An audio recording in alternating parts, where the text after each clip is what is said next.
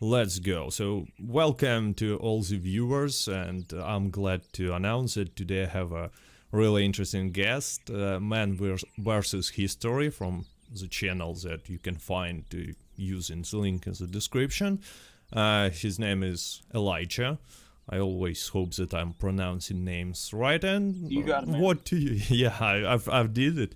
Anyway, we have so many interesting topics today to discuss. But first of all, like a regular question of this general. So Elijah, why do you even play Red Dead Online? Like, try to describe these reasons in like few words while we're waiting for Yeah, the.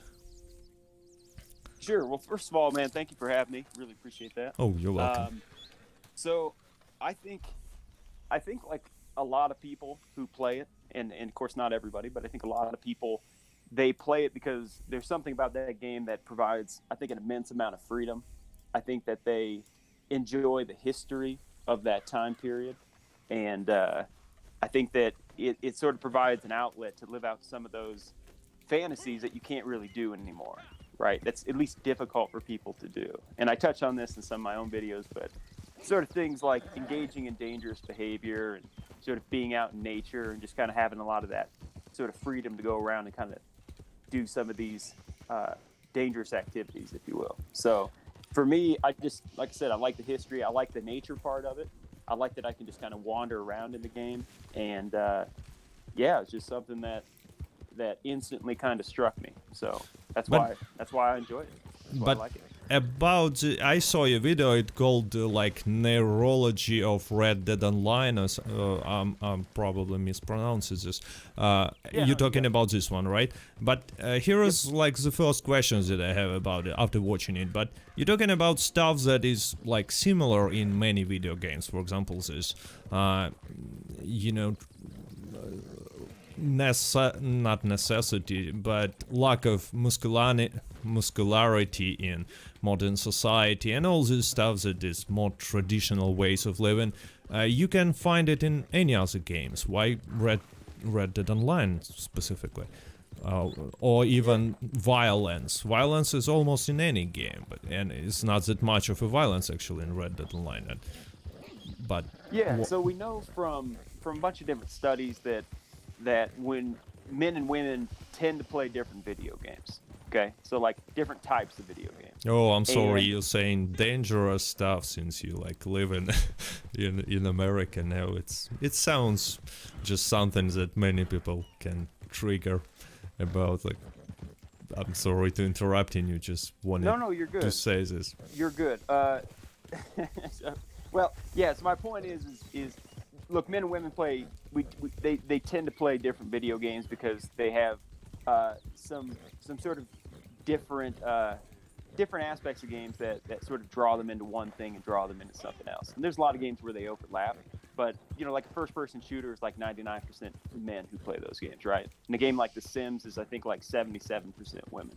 But I think that there's a lot of games that provide things like, if you want like violence or whatever. But like my point isn't that we're necessarily drawn to violence. It's the more idea of like engaging in dangerous activity. So like from a primal historical level, a lot of men engaged in dangerous activities like hunting big game.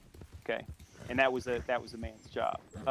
They also worked in small groups, right? And you can see video game producers sort of channeling some of that stuff, right? So like think of like posses in Red Dead Redemption, or think of like clans in things like Call of Duty, right? So they understand the whole thing of, okay, so men are kind of pre-programmed to work in small groups to accomplish a goal.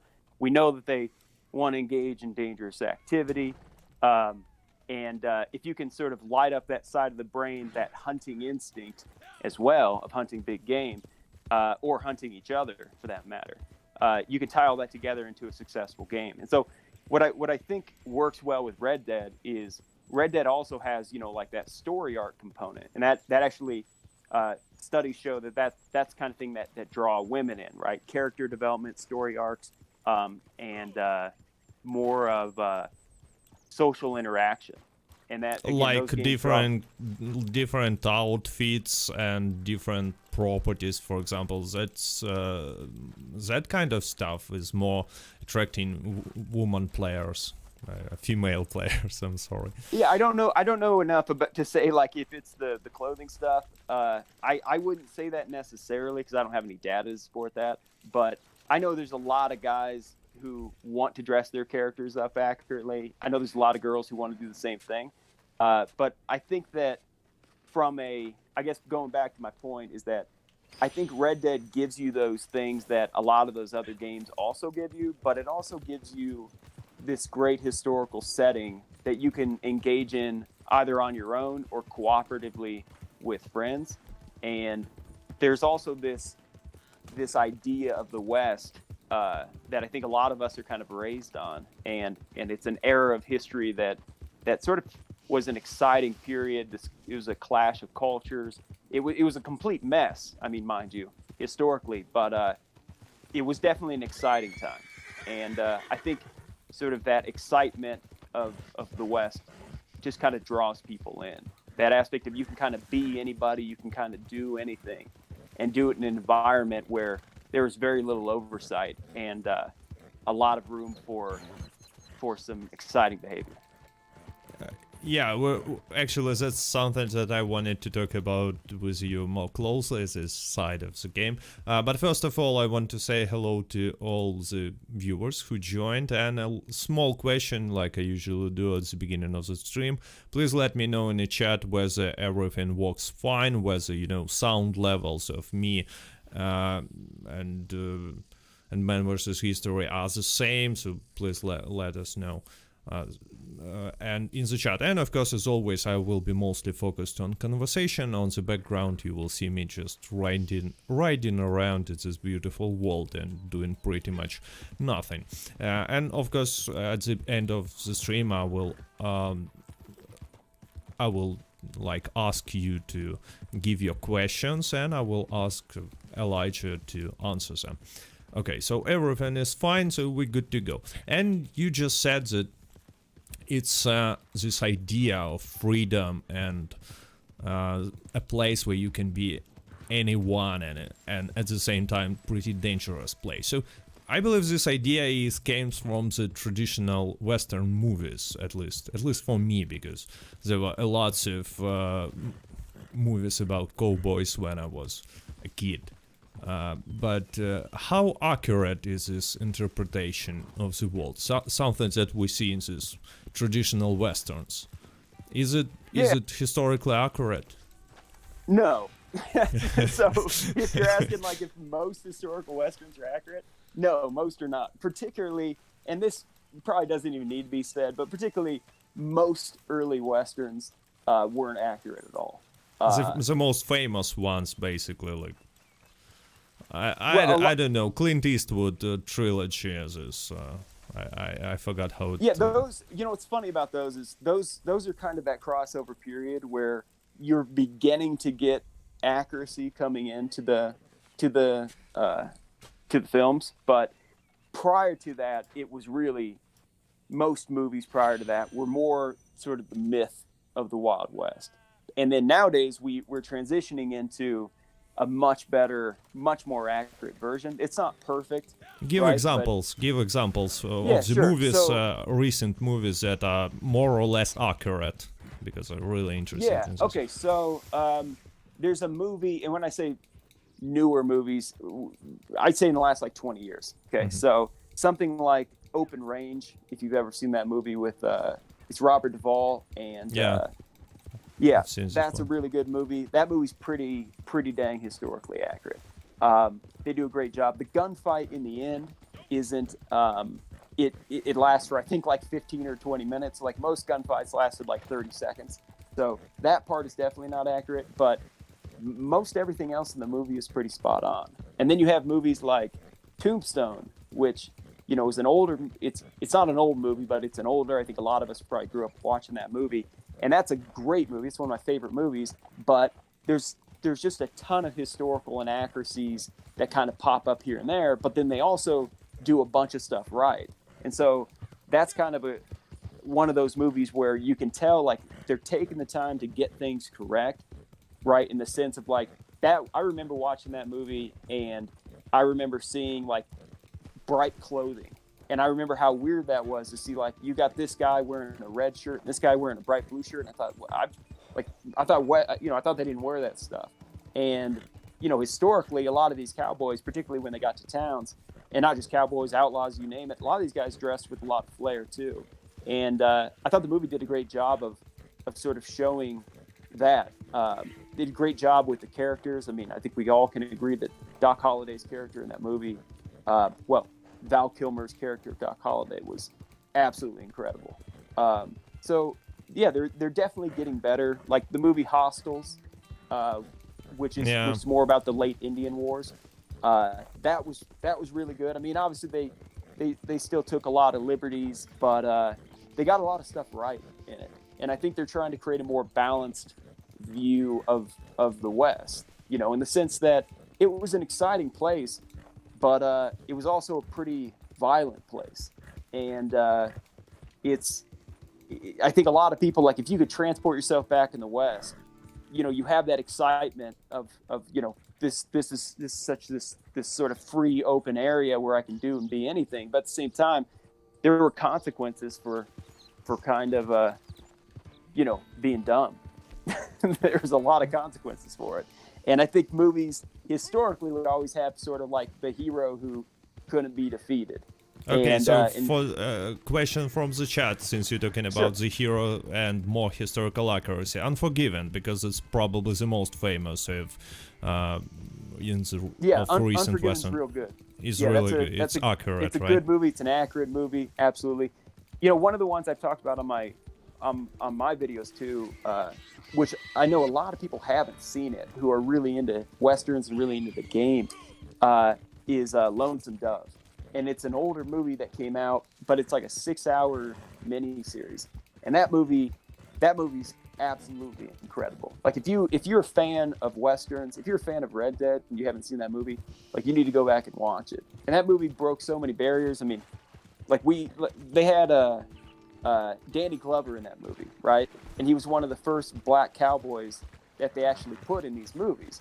And, you know, and I've talked about it in my videos, but roughly 15% of cowboys were black, maybe up to 20%, but they were really left out in a lot of those movies. And they did an amazing job of not just putting in like a black cowboy, but also putting in the Mexican cook. I don't know if you've seen the movie. No, they had him in as well. They show sort of that abundance of diversity in the West. And that's one of the weird things, is that if you could have gone back in time in the East, people were very socially rigid, right? There were racial and class groups that you really didn't move between. But out West, all those rules were thrown out the window. So it didn't matter what color you were. It didn't matter any of that stuff. You were relatively based upon merit in the West. And that's why it created, when I say like this sort of place of opportunities, compared to the rest of America at the time, it absolutely did. So, since we're talking about movies, it's one of my favorites by Brothers Coins. It's called Ballad of Baxter Scruggs. It's my favorite, but I'm pretty bad at pronouncing it in English. So, have you seen this one? Buster Scruggs. Yeah, it's good. It's a quirky movie. It's a quirky cowboy movie with a bunch of sort of different stories in it. But you know, obviously, like the sort of singing cowboy that is Buster Scruggs is that is not accurate. But of course, but it's a fun Western. I mean, it's a really fun movie. I enjoyed it, and I can step out from the historical side, and I can say, you know, like I really enjoyed the movie. It's not really accurate, but I really enjoyed it. But there are things accurate, like the miner, the old guy who's playing the miner, and sort of his struggles. So there were things that were really good and things that were just kind of fun. But you know, that's kind of the beauty of the Westerns, is you kind of mesh history with myth, and you know, you got this whole sort of unique genre that comes out of it. But you should stay entertainment exactly. on a high level should be. So Yeah, another totally. question that many people are asking in the chat, like Appaloosa, and they're saying that it has extremely accurate, realistic gunfights. Have you seen Appaloosa? Yep, I've seen And what do you Appaloosa. I saw think it in the about it? theater actually. That's a while ago. Yeah, I loved it. Viggo Mortensen. That's a good movie, real good. It's an accurate movie. You know, the thing about that struck me about Appaloosa, it reminded me a lot of movies like Open Range and Broken Trail, and some other ones that came out around that time. Is that those movies are kind of slow, and then you have explosions of violence, and I really like that because historically that's sort of how it was. Is living back then, things would be relatively peaceful, and then you really would have this, well, an explosion of violence, right? You would have all of a sudden somebody would just be murdered.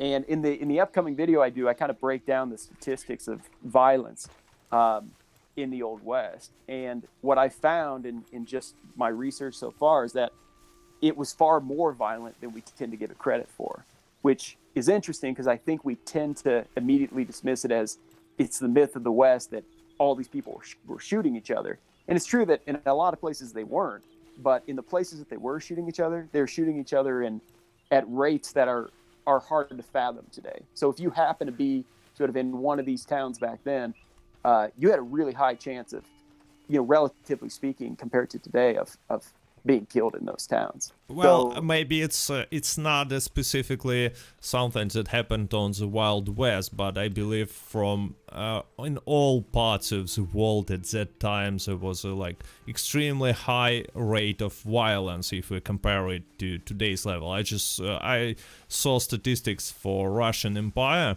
and it was just before the revolution, and it was like shocking. I mean, amount yeah, of police officers that were killed each year was like insane. If something will happen nowadays, something similar numbers, I'm not gonna tell you the numbers because I don't remember them correctly, so I'm not gonna lie, but anyway, it would be like a special state in the country because it's insane amount of violence against the government basically.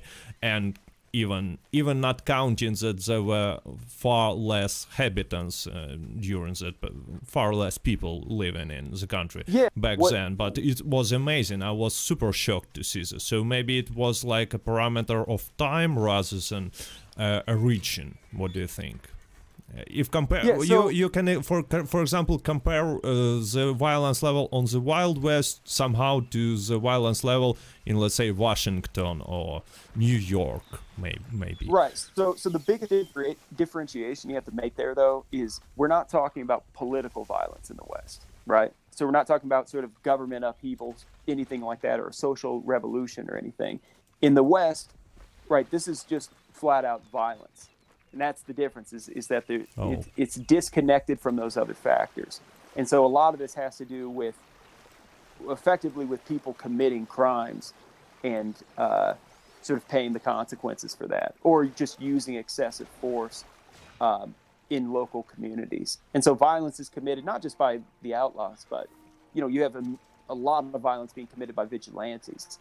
There's a story in I want to say it's Bannock, Montana, in the 1880s, where this town was just getting harassed by cattle rustlers. Right, they were stealing horses, they were stealing cattle, and the law just was slow to react. And so the people of the town, the men of the town, went out and they just started rounding up every cattle rustler and horse thief they could find, and they hanged them all. And they killed about 30 people outside of the law, but it put an end to all rustling in like their entire region of Montana. I wonder right? what Again, was the consequences of this. Was this people nothing. like nothing? There was no consequences because you have to understand that when vigilantes are doing it, right? These are townspeople, right? These aren't like hardened criminals that are going out and like settling those scores, right? These aren't like the Boondock Saints doing it. These are just everyday people who've become fed up, and so when they commit those acts of violence, like taking it in their own hands and like I said, hanging 28 to 30 people, a lot of since the action's being done by townfolk, obviously the townfolk aren't going to throw a fit about it.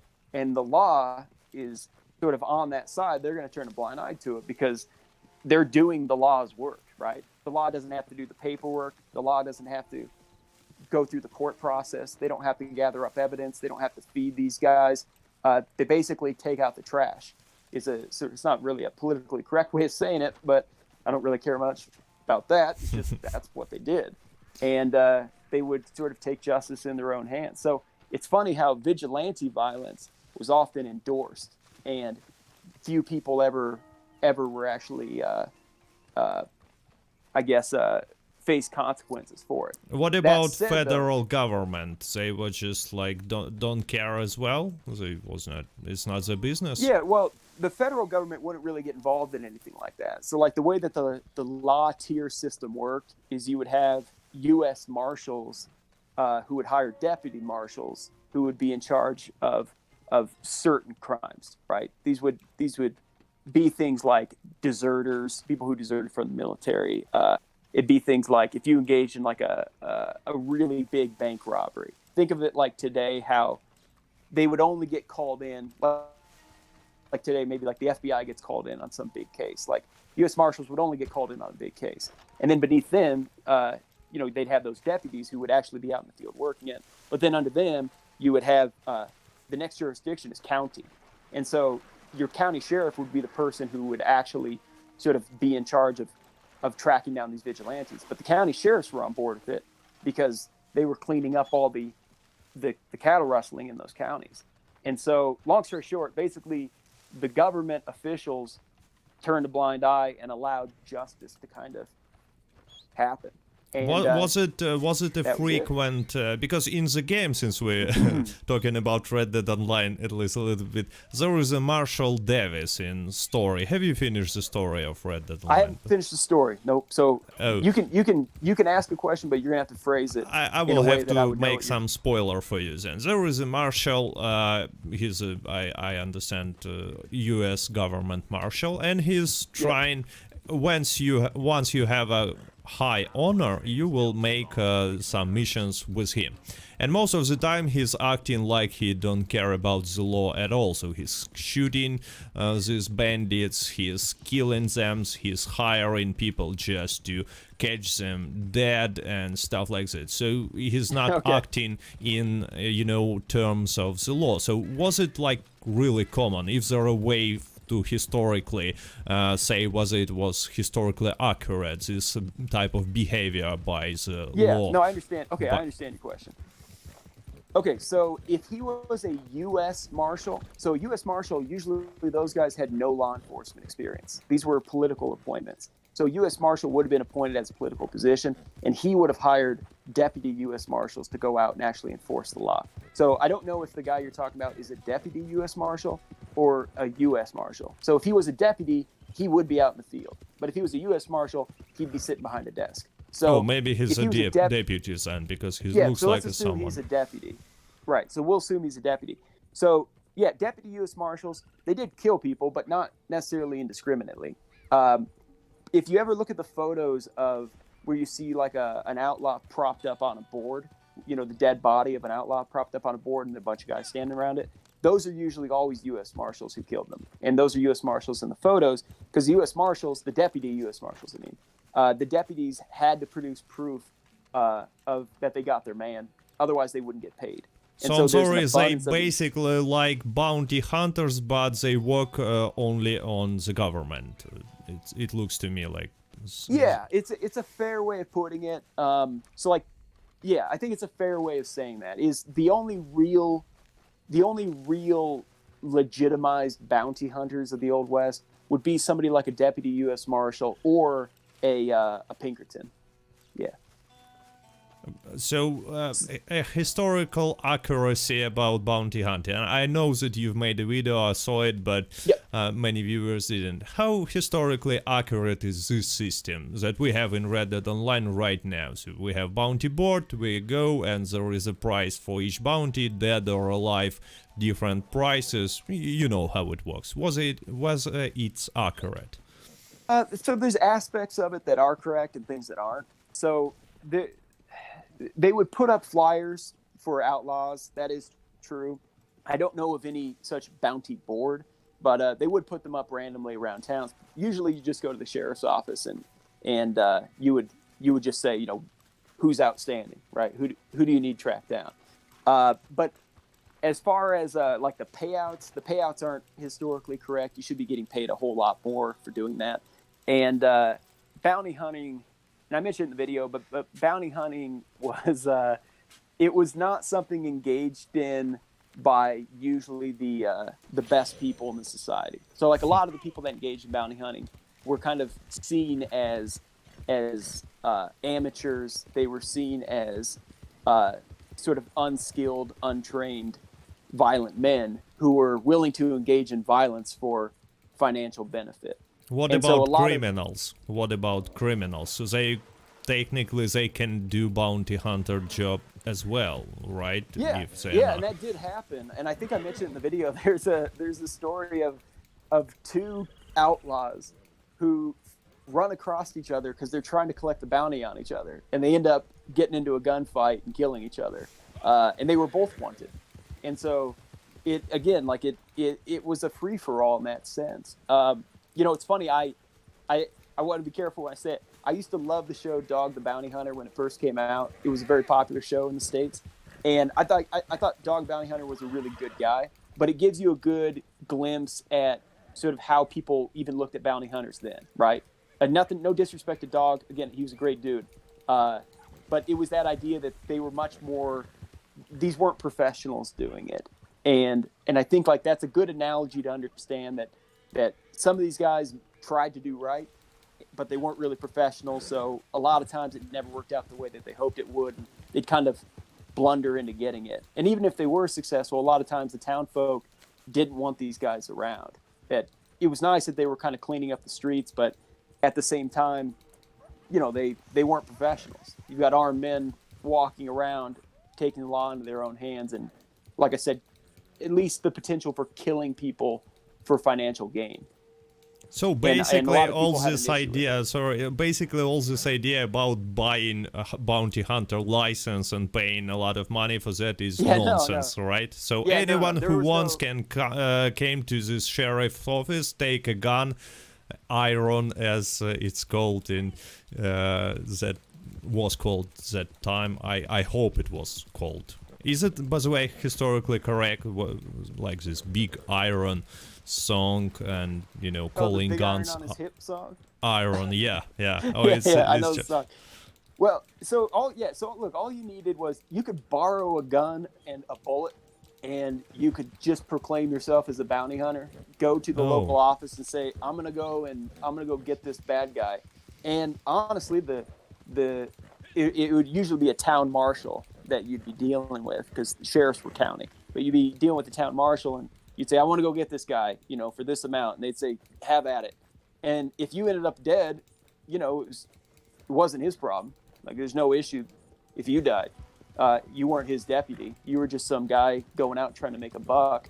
So it was a good system for law enforcement, in the sense that it was kind of a way for amateur volunteers to get involved in law enforcement and do some good. But at the same time, there's a lot of problems involved with just, as I said, saying, yeah, you got a gun, go for it. Yeah, go out there, go get that guy. But what if what if sheriff will take this contract, let's say, or marshal? Will he get the money as well, despite the fact that basically it's kind of his job anyways? Or no. Great question. So no, they wouldn't get the money. So how it would work then is, if you were a member of law enforcement, you couldn't actually receive the reward. There were a lot of ways around it, though, and people were pretty clever in how they would do it. So, like, you wouldn't get the direct payout, but a lot of times you could go to a private company. So say, like, if a Wells Fargo stagecoach got robbed, okay, and Wells Fargo issued a reward. Now, because that's not the government or local law enforcement offering the reward, you could collect the payout from Wells Fargo, because that was a private business. But if it was the county offering the reward and you were the sheriff and you were like, oh, I'm going to go capture this guy, the county would say, that's your job. You don't get paid for that. So you didn't get any extra money. Though sometimes, like in the case of Pat Garrett, who shot Billy the Kid and killed Billy the Kid, he didn't get the reward for Billy the Kid, which was pretty substantial. Instead, the sort of local town folk raised a bunch of money, and he ended up getting more from donations from this private sort of pledge fund drive than he ever would have gotten by getting directly paid for killing Billy the Kid. So there are ways around it, is my point. Another way, it's play. called in Russian "откат," and it works like this. So if you are a sheriff, you go find like old local drunk and give him the gun, and you kill the bandit himself, and say that it was this old drunk blind dude who killed this dangerous bandit. You take the bounty, he takes the bounty, you take 95% of the bounty to yourself, and it looks like a scheme that would work at the time, and probably was used a lot. That absolutely happened, Kat. And we know for a fact there's letters that were uncovered from it was, I think, a sheriff in like Texas or something, and he was working with another sheriff from out of state. That basically that other sheriff could come and he could get the outlaw, but then the other sheriff would get the kickback. So like just like what you're saying. So somebody who's eligible to collect the reward would kick money back to the local sheriff if the sheriff was helping sort of the entire process. And so as a sheriff, you could do pretty well. I think the sheriff of Cochise County, which is like it's like Tombstone in Arizona. So the sheriff of that county could collect something like 10% of the revenues that came in via taxes. And if you've ever heard of Sheriff Johnny Behan from the movie Tombstone, Behan's salary, because of what he collected off of the taxes, would be equivalent today to like $650,000. Oh. It's crazy, right? So it was like 26,000 back then, which is like 650,000 today. So, a sheriff could make an absolute killing. But remember, a sheriff wasn't usually the guy out there enforcing the law. He hired deputies. So if you haven't noticed, there's a system where whatever your job was, whoever made the most money, they didn't do it. They'd hire people to do their job beneath them to do the dirty work. But they'd collect the revenues from that job. So that's kind of the system. And, you probably apply it to today as well, where at least I can tell you, like at the college where I work, administration makes usually more money than the faculty. But, there's some, how do I put it? There's some animosity there in that people are trying to figure out sometimes what exactly the administrators are doing to earn that money, right? Since you've got other people sort of doing the dirty work. But anyway, I digress. So basically, sheriff could be like a manager, not a gunfighter by any means, but like a manager who's takes the money from government or from local community and hires some guns for hire for this money and just staying watching how the job will be done. Sometimes it happened according to what you just said. Yeah, absolutely. Right? You got to think of the sheriff as sort of a county. Oops, sorry. Cannot hear you. You just disappeared. I hope it's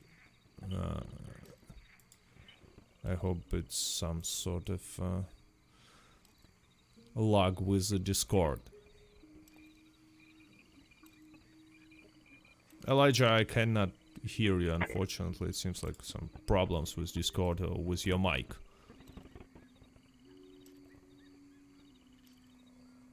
And while Elijah is fixing the connection, maybe I will try to recall him. So hello to chat and like welcome here. So yeah, which if and just to wrap it up, think of like the people we know of as like famous lawmen, like Wyatt Earp or Wild Bill Hickok. Like these guys, they rotated in different positions, but for the most part, they were either deputy sheriffs, deputy sheriffs, town marshals, or deputies, as in deputy town marshals. Okay, but it was in chat, by the way, question about this. How about there is, I don't know, local bandit and deputy marshal goes to town, and there is a sheriff, obviously. Who's in charge? Who is the main person there? Deputy marshal, sheriff, or how it works? Yeah. So the tier would be U.S. Marshal at the top, Deputy Marshal below that, then it would be Sheriff, and then Deputy Sheriff, and then it would be Town Marshal, and then Deputy Town Marshals. Mm-hmm. So Marshal is U.S. Marshal is a superior figure if we're talking about catching some bandits or stuff like that. Yeah, so a deputy U.S. Marshal would usually be in charge of a territory or a state, and there would be a whole bunch of them that would work within that state, though. So like somebody like Bass Reeves was a deputy U.S. Marshal in Oklahoma, and so his territory was really Oklahoma, and that's where he operated.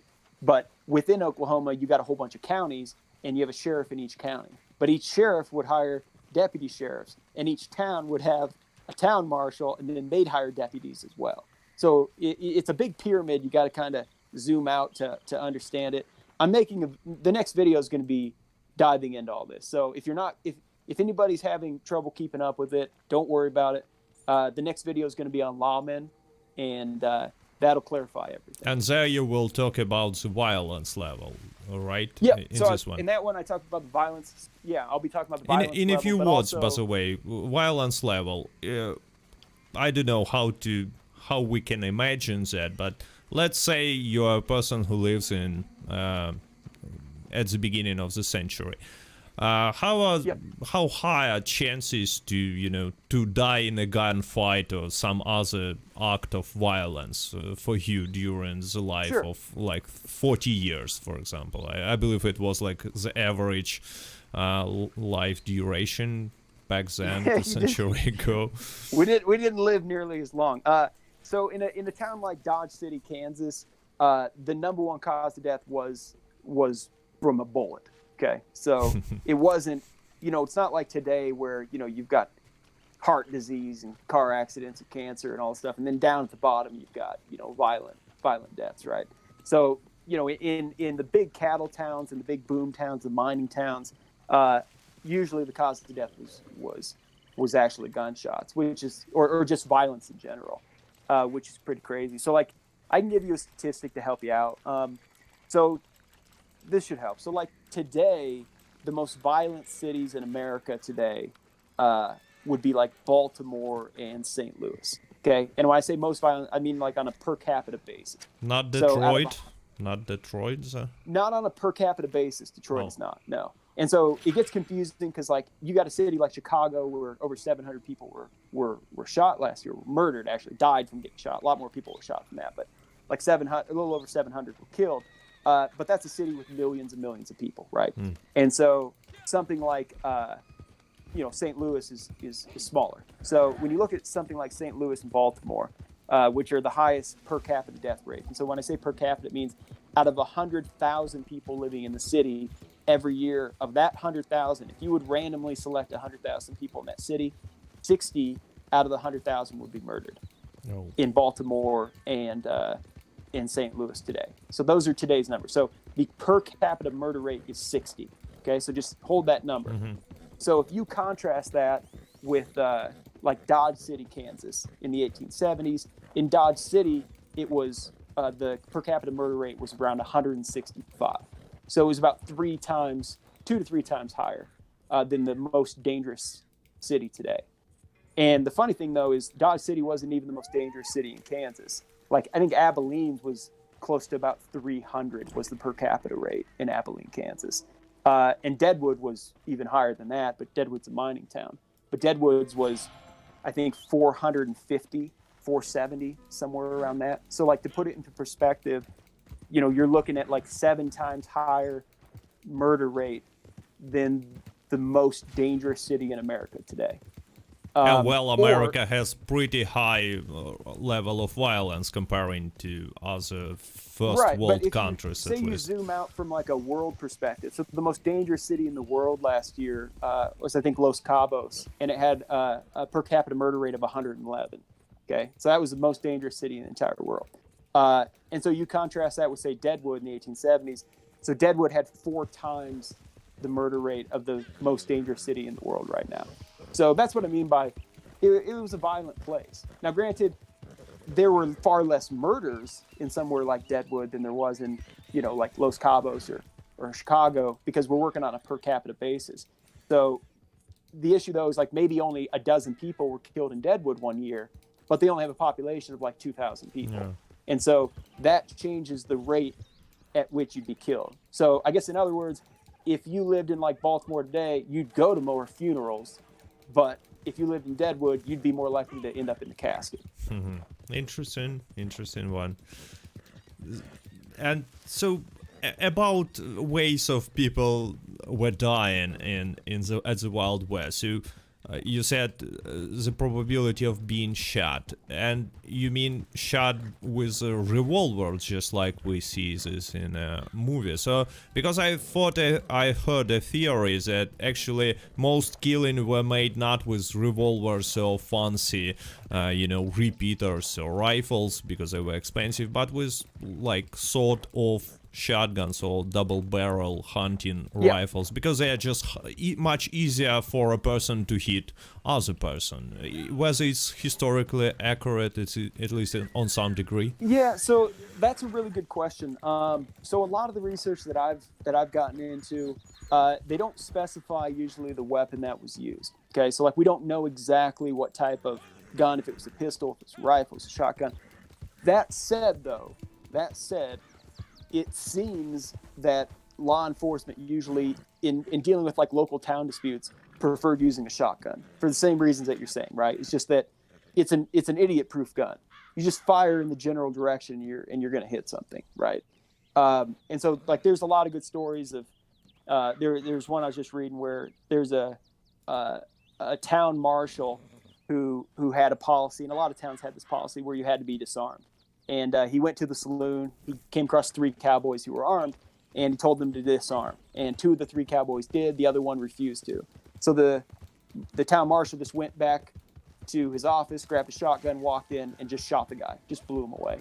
And it says a lot about, 1, the effectiveness of a shotgun, right? But 2, that the law was strict because it needed to be strict. Right, you had to uphold it in a way where you couldn't be like, well, listen, man, it'd be great if you just put your gun down. Like there was very little tolerance for people overstepping those lines. Because it's a question of live or die, to live or die for a sheriff, exactly. Basically. That's the point. Is that nowadays, obviously I don't want to get into any of that, but nowadays, we say, well, you got to be able to talk people down, and you got to bring in an interventionist to come and talk to these people and this and that. Like, I can understand where those people are coming from, but back then, either you're going to get shot or you were doing the shooting in most cases. And so while it's nice to sit there and to say, well, he could have handled it differently. Like, yeah, maybe he could have, but he also could have been killed, and then there you have it. And so people just didn't want to take that risk, and I think they just took decisive action, and most courts were fine with it. I mean, if somebody threatened to kill you, like put it this way, there's several cases where a man would threaten to kill another man and nothing would happen. And then a week later, the man who was threatened will walk up and shoot the other man in the back of the head. And there'll be a trial, but that person will be found not guilty because the other guy threatened his life a week ago. There was a story that I've heard about Wild Bill Hancock, Wild Bill. Wild Bill Hickok, yeah. Yeah, so the dude killed him because he was offended. He lost money to Wild Bill, and Wild Bill says something like, correct me if I'm wrong, but he says something like, oh, leave some few bucks to you because you need something to eat.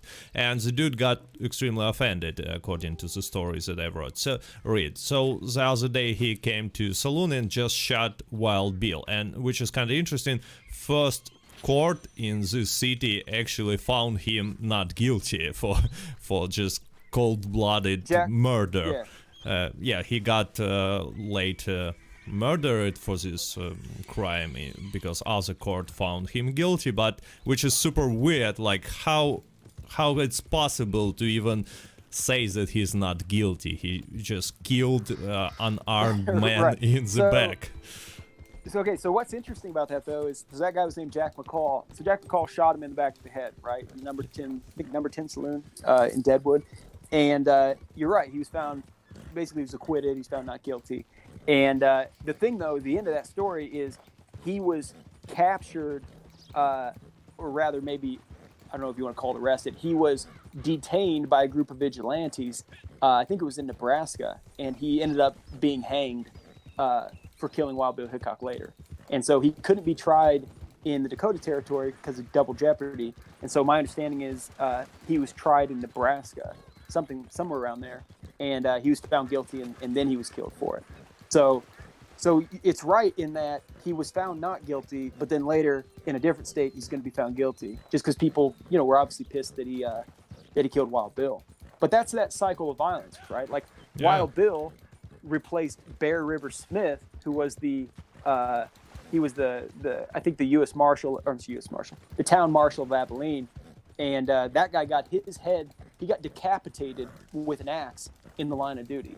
And then you got Hickok coming in, and he survives in Abilene, but he gets shot in the back of the head in a saloon in Deadwood. But then Jack McCall shoots him in the back of the head, right? And then he's found not guilty. But then later he's found guilty, right? It's just this line of violence where everybody's just causing harm. There's blood feuds, right? You killed my cousin, I'm going to kill you, or it's just a mess in the West. I mean, there's an immense amount of violence, and a lot of it though was allowed to happen. And then other times, people would kind of put their foot down, be it a group of vigilantes or whatever, and and they'd put an end to it. Okay, so maybe look, let's take a look from the mathematical point of view. So there is a probably correlation between, the jobs that you do for living, like bounty hunting, gambling, or I don't know, being a gun for hire, and your chances of being killed. So maybe chances for a, I don't know, local dude in any of these Kansas cities to die from a bullet were not that high actually, because there is a group of people who were, like you said, that 12 people who died in a year and created this massive statistics. Maybe they all were just bounty hunters, or like dudes like Wild Bill. So what do you think? What was the chances for a average person, like regular for a walker? regular guy? Yeah. No, that's a great point to bring up, Kat, and it's totally legit to bring that up. Is that obviously certain professions had far higher death rates than other ones, right? And that totally makes sense. But yeah, so like your average death rate, so like if we look at the town that, there weren't like Wild West gunfighters or anything like that roaming around. So something like San Francisco. So San Francisco at the time, I think, had a per capita rate of like 30. So it basically meaning that you had a very small chance of actually being murdered in that town, right? Because these were just everyday folk. But the difference is in the West, you've got really small populations, and big proportions of those populations are going to be from primarily young, rowdy, armed men. And so it shouldn't be any shock that you're going to have way higher levels of violence in those towns, just looking at the demographics of those towns. Now, if you just kind of ran a shop or whatever, you'd be far less likely to be killed than anybody else. But I mean, if you avoided the saloon right there, that would cut your chances of dying dramatically. Because a lot of times, these fights took place in the saloons, and a lot of people who were in the saloons who weren't even involved in it would get shot. I mean, there's tons of stories where two guys are shooting each other, and you'll have like 5 or 6 other guys who get shot who weren't even involved in it, just because you're firing pistols in an enclosed environment randomly, just from behind cover or however you're going to do it. So yeah, it definitely depended on the job that you had, but that's the issue though, is like, even if you were a random town folk living in some small town and you mind your own business, you had significantly higher chance of getting killed in that town than you would if you lived in a big city. So like, one other thing I'll say on that is, if you contrast it with like New York City at the time, like late 1800s, had a per capita death rate of like 5. Okay. It was super low. But these small towns all had per capita death rates of well over 100. And so, you're just it's riskier being out west for everybody, but particularly risky being in saloons and sort of being young and armed. How about being, traditional cowboy? Like, not just a cowboy, the person who's watching over cows. Was it a dangerous job statistically? Was there like many gunfights between them and bandits who trying to rob them, or it's not, or it's just something that I personally know from the movies? Yeah, no, a lot of it comes from the movies. To be honest, so a lot of cowboys, you have to remember, like a lot of cowboys, they didn't make a lot of money, so they didn't have excess ammunition to actually fire their guns a lot, and so cowboys weren't really usually known for being good shots because they couldn't practice with their guns.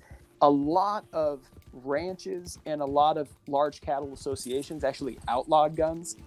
They outlawed cowboys from even carrying guns. On cattle drives, a lot of cattle drives banned guns as well. So we tend to think of the cowboys sort of riding around always armed, but in a lot of cases they weren't armed and they weren't allowed to even be armed. In the same way that they weren't allowed to swear or gamble on the ride up, a lot of times you'd have to stash your guns inside the chuck wagon, and your guns wouldn't be available to you during the drive. So a lot of cowboys weren't armed. They weren't really great shots. They did have to use guns from time to time, and sometimes they had to sort of, shoot it at rustlers and so on and so forth. But for the most part, we tend to mistake cowboys for gunfighters. Mm-hmm. Like cowboys drove cows. That's what they did. But gunfighters were killers of men, and that's what they did. And so you never want to tangle with those guys. Like you see them with like certain like famous gunfighters, gamblers, things like that. Like those guys, there's a clear demarcation of killers of men and men who just like the idea of carrying a gun and sort of riding around. But not bandits at the same time. They were like lawful people, these gunfighters, because they could stay at least lawful, because they could make this bounty hunter or some other legal jobs, right? Without being a criminal, technically. These people who you're talking about. I mean, there were a lot of avenues you didn't have to resort to crime, but I guess my point is, cowboys weren't gunfighters, and even criminals weren't usually gunfighters, right? And the people who did have that reputation as sort of man killers, they were highly respected, greatly feared in the Old West. And this is why you have people like Hancock, Wild Bill Hancock, who like he killed a lot of men, and because of that, people knew he was capable of it. And a lot of these guys weren't fast on the draw; they were just kind of fearless. Like Wyatt Earp, like everybody always said, like Wyatt Earp wasn't fast with a gun, but he would just slowly pull his gun out of the holster, aim it at you, cock it, and fire. Right? Like he kept his cool, he kept his nerve. Hancock was much the same way. And there's other famous gunfighters, right? I mean, like Luke Short, who's a famous gambler. He killed several people. There's lawmen who were legit gunfighters and killers, right? Like John Hughes, who's a famous Texas Ranger. I think he killed something like 20 men. I think Bass Reeves killed 14. And then you got some guys like John Wesley Hardin, who possibly killed up to 40. I mean, it's just a whole different animal when you come across those guys. And they were rare in the West, but these guys were real killers. And there's a guy named Killer Miller, which is this fun name. And he was a gambler, and he was a killer too. He killed some guys, but he got word that there was a guy, John Hughes, who was a famous Texas Ranger, who killed like 20 men, that John Hughes was coming into town. And even Killer Miller left town because he was like, I don't want to tangle with that guy. Like, that guy's freaking nuts, right? And so there's tiers of sort of men who were highly proficient at carrying out killings. And people understood who those guys were, and they kept their distance from those guys. But who they were, technically? What was their occupation? If you, let's say, Rockstar will decide to make a role inspired by these dudes, what's his name? What's the name of the role will be like? Gun for hire? Yeah, that's the tough part, Cat, because they didn't have one particular job. Like, you can't just say, like, you're a killer. Right? I mean, like, what does that mean? What do you do? And because there are killers who were good and there are killers who were bad, right? Like, killers who were good were, you know, deputy U.S. Marshals, or, you know, like Bass Reeves. Like, he killed a lot of guys, but he was really good at it. But he was on the right side of the law. John Hughes, same thing. Killed a lot of guys, but he was on the right side of the law. But then you got guys who are on the wrong side of the law, right? And then but even those guys on the wrong side of the law, you look at somebody like John Wesley Hardin. Like, he was a cowboy, right? And he was a cowboy, but that guy just he was fearless with a gun. He was great with a gun, and you know, but technically he was a cowboy. And then you've got other outlaws that were just flat out. They were just like Billy the Kid. Like, Billy the Kid was more of a cattle rustler who was just really, really good with a gun and practiced a lot. So it's like, you know, how do you make somebody who's a rustler, who's a gambler, who's, you know, a lawman, who's this and that? Like, I don't know how you can combine all that stuff together. I mean, I guess the best embodiment of it would be somebody like this guy named Tom Horn, who he was a Texas Ranger. He was the lawman. And then he worked as, what is it called? It's a cattle, it's a range detective. That's what it's called. And a range detective is like, basically these guys were gunfighters who were hired by huge cattle barons to basically kill rustlers, right? Like, he called himself an exterminator of cattle rustlers. And his job was to go out and to kill anybody who rustled cattle against that company. But was it legal? I mean, again, I'm just shocked a little bit. It was a legal occupation. It was fine with the government and with the law system to have this type of contract between. So, well, sort of. In some ways, probably more so no than yes. So, like, technically, they would say that they're protecting the cows. But then you could kill somebody who was rustling it and say, well, they were rustling cows, so I killed them in the process. And no court's going to ever hold you accountable. So, like, they didn't have the legal right to just kill people all the time, but they could do it and get away with it, is how I would put it. And even Tom Horn, for what it's worth, like, this guy, you know, was on both sides of the law. Tom Horn ends up getting charged with murder, and he ends up getting hanged. So, you know, that's a guy who's a good embodiment of, like, he straddled both sides of that aisle, but he was a killer regardless. And because he was so good at it, that's why he was a Pinkerton.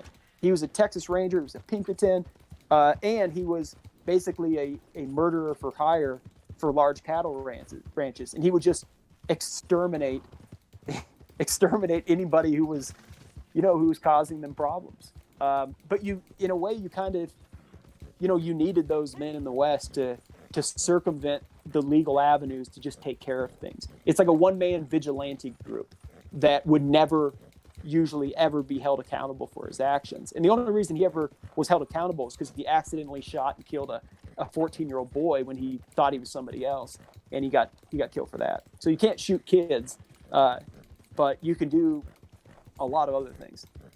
So it's an interesting, but from what you're saying, it seems like it happened because there was no strong government by the time. I mean, central government, because monopoly for the violence is something that strong government has. It's like one of the functions of the government, just to take all these rights to use force and violence to people. So not things like this will happen. So when some corporation just hires people to kill other people, because where is the line between killing like robbers or bandits, or killing, I don't know, local farmers who's just don't want to sell, I don't know, land. I'm pretty sure it was like common case at that time, when just people didn't want to sell land, and guns for hire like that were knocking to their door.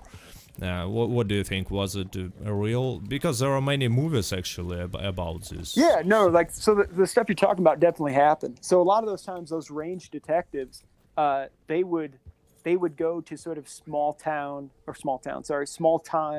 ranchers who maybe owned land that was adjacent to a big rancher's land, and the big rancher wanted to buy that land, and they would effectively intimidate that person to get them out of there, and sometimes resorted to flat out murder to do it. But you have to remember that this is a time that was very hard to sort of prove those things, right? Like usually you needed a witness, which is something that Red Dead does pretty well on, right? How annoying is it, right? You shoot somebody in the middle of the woods and all of a sudden a witness pops up and he's riding away. But like you needed that witness to convict somebody, right? Like you couldn't pull a bullet out and be like, yep, this is his, or take fingerprints or anything like that. And so you could get away with a lot more. There was just a lot less oversight. States had more power, right? Like nowadays, the federal government in the United States has way more power than the states. But back then, states had a fair amount of power. And a lot of times the federal government deferred to the states on, how best to sort of keep order in your states. And so some states were, eastern states were very peaceful for the most part, but western states were not. But it was more or less to be expected, just with not just the demographics of the people out there, but just the chaos of everything from, you've got gold rushes, you've got the Indian wars, right? And then you've got the movement of natives to reservations. You've got, you've got these cattle drives. There's just so much happening in the West that there was a certain level of expectation of violence. And as long as you kind of cleaned up your side of the street, so to speak, for the most part, the federal government stayed out of it.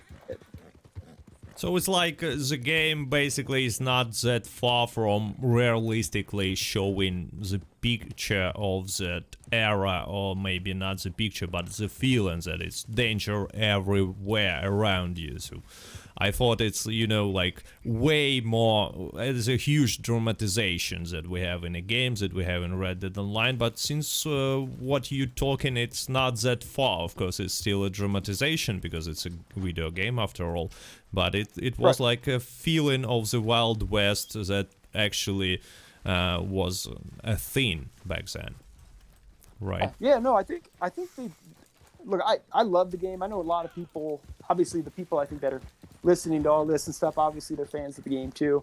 But I'm sure you get people on your channel that constantly comment about how the game is dead and how they can't stand it. And it's a beautiful game. I think they did an awesome job on the game. I think it's got an immense level of potential. I still love the game regardless. And they did a lot of stuff right. And I think it's good to acknowledge the stuff that they did do right. And, I tend to point out the inaccuracy, but not sort of in a way to blast Rockstar, but more so to be like, look, here's how, you could adjust it. And, but here are the things that got right. And so like the game does a good job, I think, of creating the proper atmosphere for the period. Like you can commit a crime in one area and you can leave. And for the most part, you don't have a problem unless you go back to that area, right? Depending on the level of the crime. And so like in real life, like you could say steal a horse in one state and you could flee to a different state. And again, for the most part, that wouldn't be much of a problem. But if a crime reaches a certain level, then it becomes more of a problem. And that game, that's kind of reflected in the game where you have, is it I'm trying to think, is it deputy marshals who come after you? I tend to be a pretty peaceful character in the game, so I don't usually get hunted down, but the game has some sort of system where if you commit a lot of crimes, they'll come after you regardless of where you are. I believe they call just lawmen, but yeah, and that's a pretty good reflection on everything from like U.S. Marshals, deputy marshals to the Pinkerton Agency. They tracked what's his name, Butch Cassidy and the Sundance Kid. They tracked him 10,000 miles south to Argentina, right? Like just like in the movie, right? Because the movie actually shows. Yeah, I mean, like these guys, if you committed a big enough crime and you did those things enough times, they would never let up. They will never let you live it down. They will never just turn it in. How about Jesse James? He was like living peacefully, relatively, after committing so many crimes. So the problem with James is that he pissed off too many important people, and he also killed, people.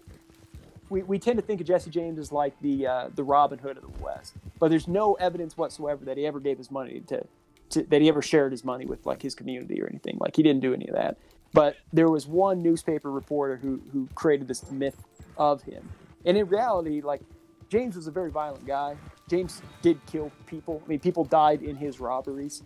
The fact that the fact that he derailed a train in Iowa just to rob it, and he ended up killing, I think, the engineer and the conductor in the process of it. A lot of people saw that for what it was. That he isn't this chivalrous sort of, how do I put it? Isn't this chivalrous mythological Robin Hood character? Like the guy did some bad stuff, but at the same time, he also, like, usually he wouldn't rob men who had calloused hands.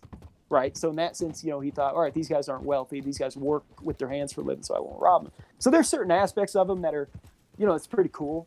But then there's other aspects of them that you're like, yeah, but still, like, you can't kill people and steal money and get away with it. Like, if you do it enough times, you're going to piss people off. And he was robbing from some big companies by robbing those trains. And they had the resources to hire Pinkertons and to hire law enforcement agents but they couldn't got him. It was his friend who killed him, as far as I remember. Yeah, correctly. Robert Ford shot him in the back. Robert Ford. Yeah, but he lived peacefully during that time, and with family, which is weird. That's a common thing among a lot of these guys of the West, and maybe you could say that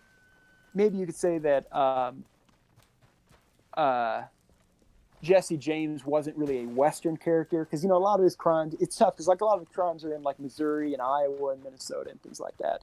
But I'll throw him into the group because a lot of those guys who have successful careers as outlaws want eventually to get out of the game. Like, they feel that pressure, they can feel the law breathing down their neck, and so they try to settle down. And Jesse James tried to do it. His brother tried to do it. You think of, like, Butch Cassidy and Sundance Kid, like we were talking about. Right, their goal was they wanted to open up they bought 15,000 acre ranch in Argentina, and they tried to lay low. But again, like, they kept going back to it. Like, they ended up committing robberies down there, and it just, I don't know, I don't know if they can ever fully get out of it.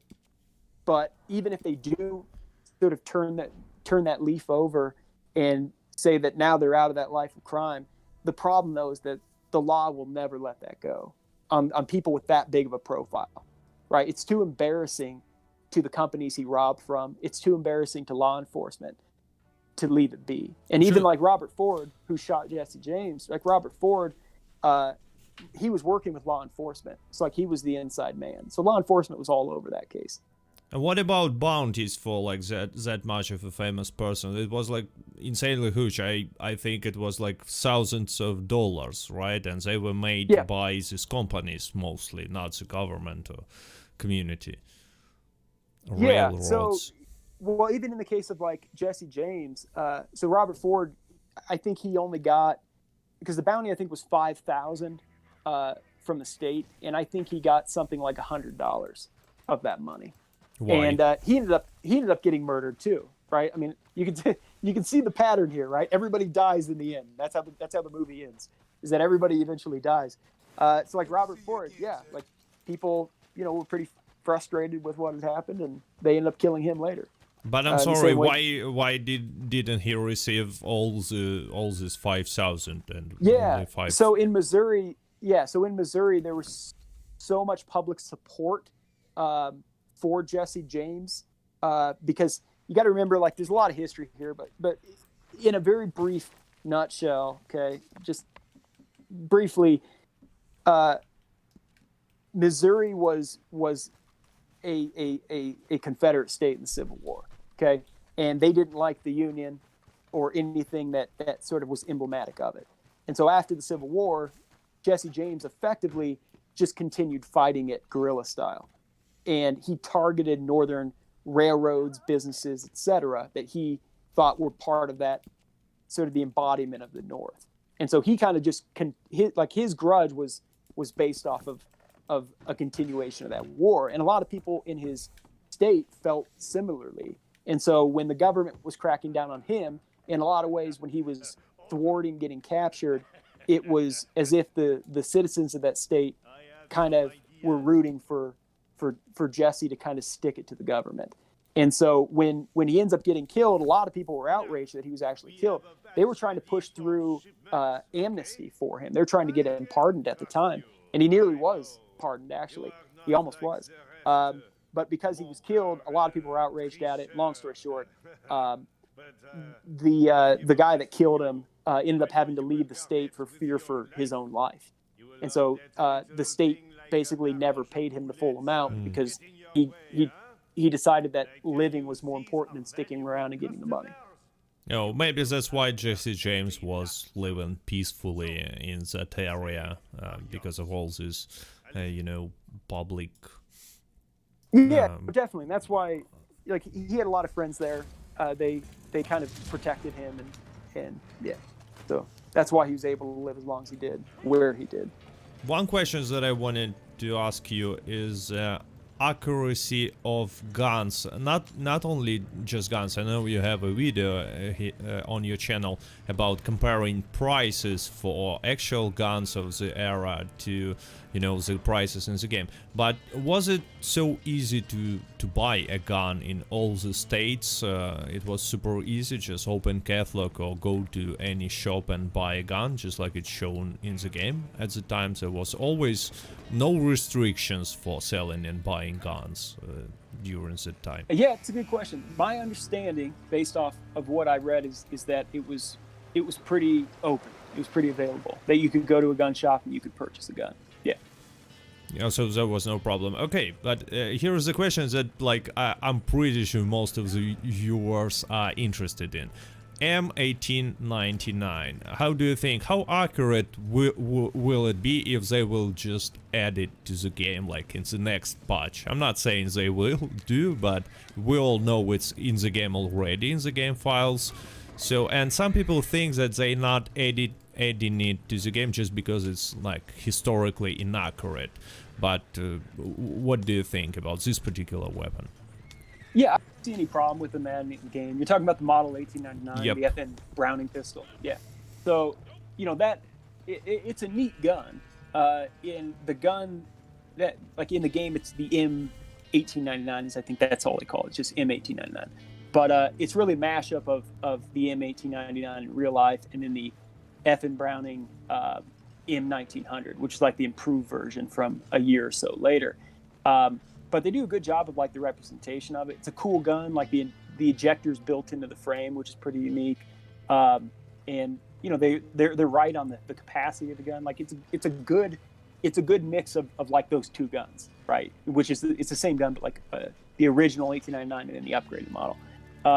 I don't see any problem with them having it in the game. Like in 1898, when Red Dead Online takes place, it's probably a little bit early. Like I don't know if there was even one of these in the Wild West at the time. Maybe prototype they can. Yeah, but there would have been a prototype existing. Actually, more than that. In 1899, they would have had in 1898, sorry, they would have had a prototype. By 1899, they would have had working models, but primarily in Europe, right? Because these are manufactured by FN Herstal, I think, in Belgium. And so, these were guns that originally made for the Belgian army, and they wouldn't have necessarily immediately like transferred over to the West and been super popular. But here's the thing about it is, I think you should have as many guns as you can get in the game, even if they're right on that line, right? So like 1899, like yeah, that's close enough. Add it into the game, because I'm a huge proponent of even adding in obsolete weapons from far earlier. I really want example. Like I really want like a Hawken 50 cal or 30 cal, which is what the Mountain Men used, right? Like I totally, and look, you guys know, as a historian, as a history professor, like I know that people weren't hunting with the old Mountain Men guns in 1898, but they're such cool guns. And the way that I play is I spend most of my time hunting up in the woods in the game and sort of living out those Mountain Man fantasies up there. And I would love to have a black powder gun, like in particular something modeled after the Hawken. It's just the way that I play. But that gun is totally obsolete for the time period. Like if you were in a gunfight, right, like you'd have to hit them with that bullet. Otherwise, you're going to be reloading for the foreseeable future. And even when you fire, there's going to be a huge cloud of smoke. You're going to have to run around it to see if you hit anything. It's not an efficient gun. It would never hold up in like a PvP fight, but I don't care. Like I prefer having the option of being like, look, you're gonna get annihilated if you ever try to kill anybody with this gun, like get into a gunfight. But the fact that if they just put it in the game and say, yeah, but have at it, there's no harm in using an old antique gun. I'd personally love to see that, right? I'd personally love to see those guns, the older guns, obsolete guns, introduced and let people use them if they want to. And maybe one way to like to provide more impetus for that is, you know, if you're hunting and you kill a particular animal with say an old black powder rifle, you know, maybe you get more XP or something. You know, I don't know exactly how to do it, but I just think more options are better than less. And when it comes to, like you said, like going back to the beginning to the 1899, like why not put it in the game? Like it's so close to the time period. I just think it would be neat to give us options. I mean, they have the Browning semi-automatic shotguns that was not existed at the time. Exactly. Yeah, that one didn't exist, and that one's in the game.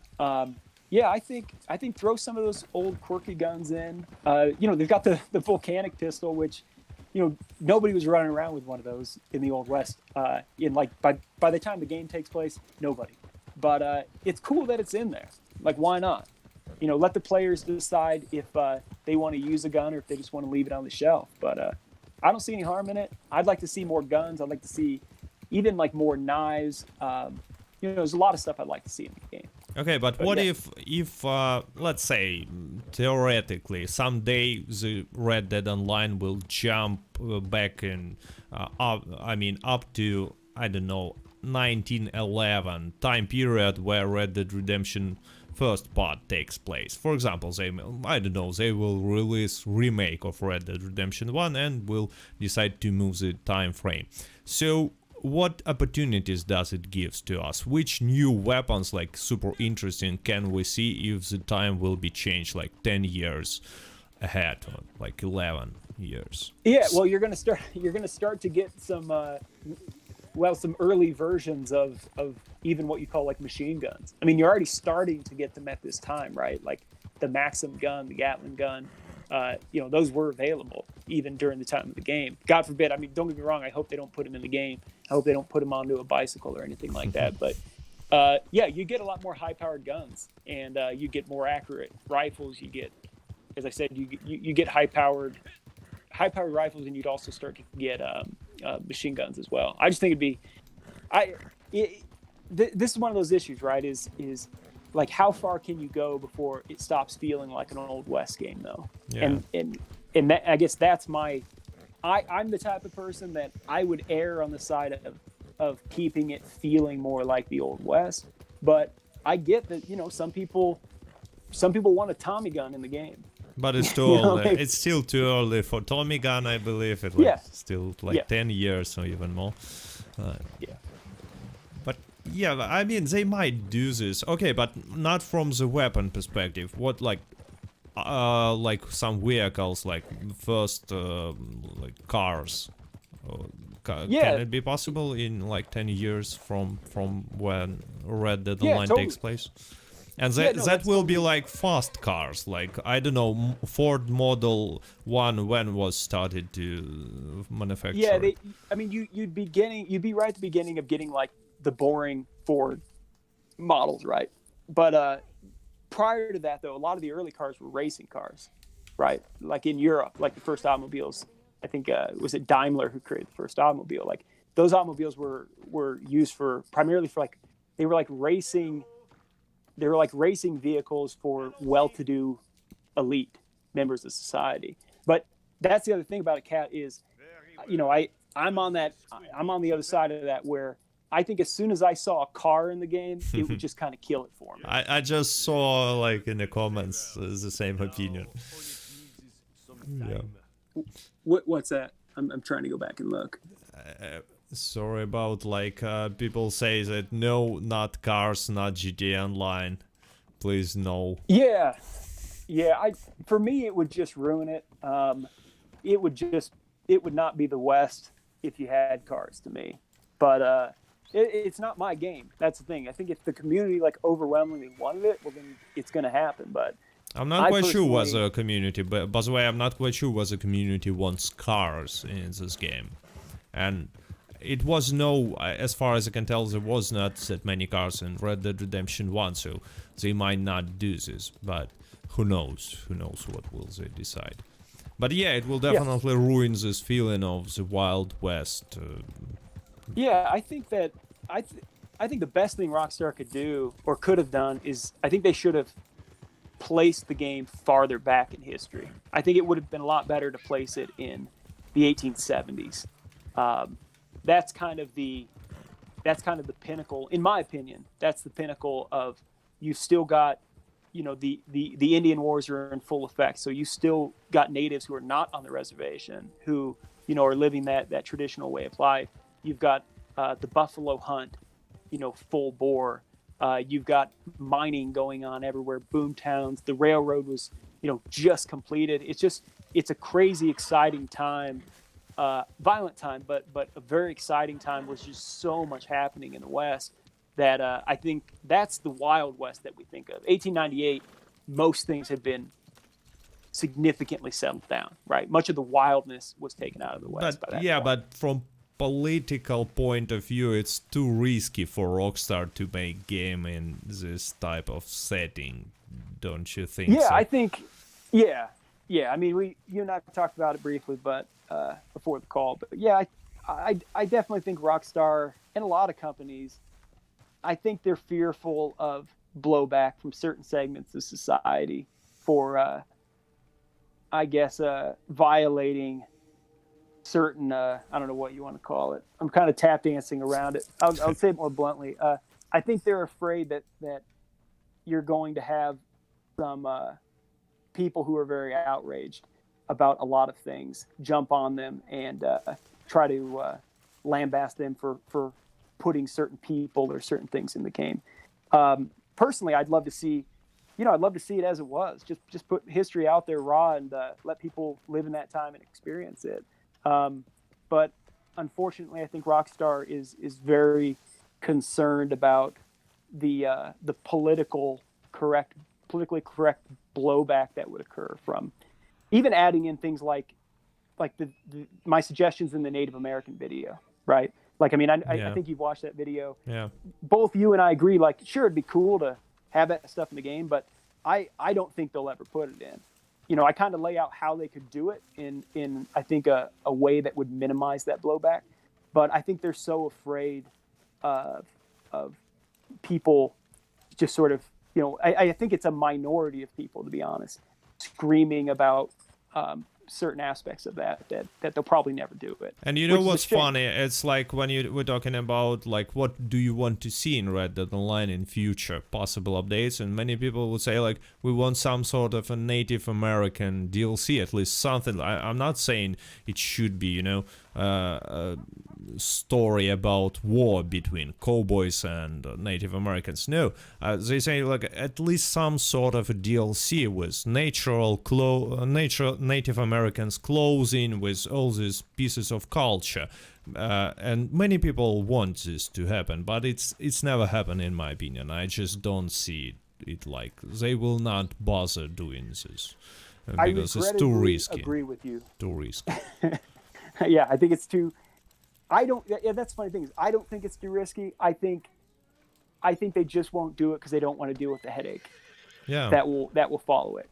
And I can only speak from like my own comments on my own channel, but seemingly to me, most of the people that get frustrated with it, with like my native video, seemingly they aren't even native. Like most of the natives who will watch that video have given me just awesome feedback, great endorsement. They love it. It kind of helps in a lot of ways for them to kind of accurately live things out and be like, oh, this is great. I didn't even know, like, now I know how I can dress more accurately like my own tribe, But it's funny is you'll have people who aren't even native who are outraged by the fact that other people are even thinking of dressing like natives. So I'm sorry, I don't understand this. What exactly make an offense to? I really don't get it. Like, no, it's okay. Maybe you're it's talking about American... some simple stuff like how people used to dress up back then, and nothing too risky or controversial. So. No, it's more of a cultural thing where there's people it's more of a cultural thing where there's groups of people that I think are highly sensitive to making sure that nobody gets offended. And I think that's just the easiest way to put it. And even if something isn't directly offensive, it's the fear that it might be offensive, which will keep them from wanting to even open up that door. And so I think it would be great to add that stuff in. I think a lot of people would benefit. I think you can do it in a way that's really respectful. But like I said, I think that you're going to have a very loud minority of people who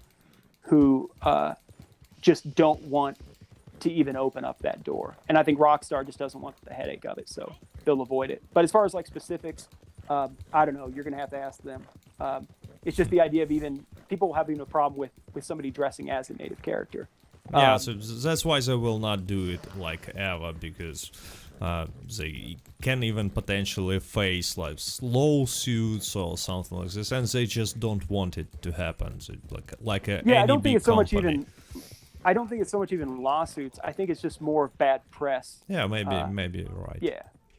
Okay, That's so since we're talking about like this, some small groups of different nationalities, I wanted to wonder whether I've asked Elijah to make some research about the Russian community back then, because from the literature I know that it was actually kind of popular place to go for people from Russian Empire. It's exactly America in old time, from I don't know, middle 19th century and till the revolution time, and obviously it's the revolution time. So Russians definitely were in the Wild West. So we'll start with that. So there weren't a lot of Russians that came to the U.S. prior to like 1870. I think there was like 8,000 total Russians in the U.S. prior to 1870. But when you hit 1880s, they just start flooding in. Like by 1881, you've got like over 10,000 a year coming in, and this is due to political, economic, religious sort of reasons back in Russia. But what's neat then is by the time you get to the period of Red Dead, right, like 1898 to 1900, you've gone, and it's a crazy leap. You've gone from like 8,000 Russians in 1870 to about 600,000 Russians. 600,000. So I believe it's top 600,000, top 5 nationalities. It should be like not. Yeah, it's a huge group, and it keeps blowing up from there. Like by 1910, you have like 1.6 million Russians coming in.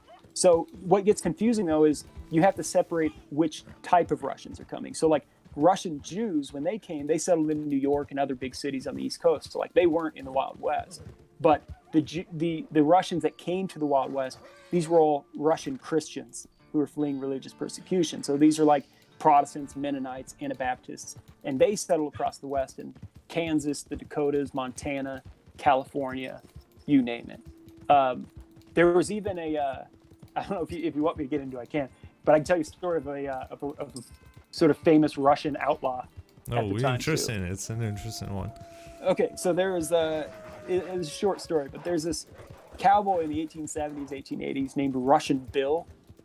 His real name was William Tannenbaum. I think it's Tatten, not Tannen, but it's like Tattenbaum. So it's a tough one.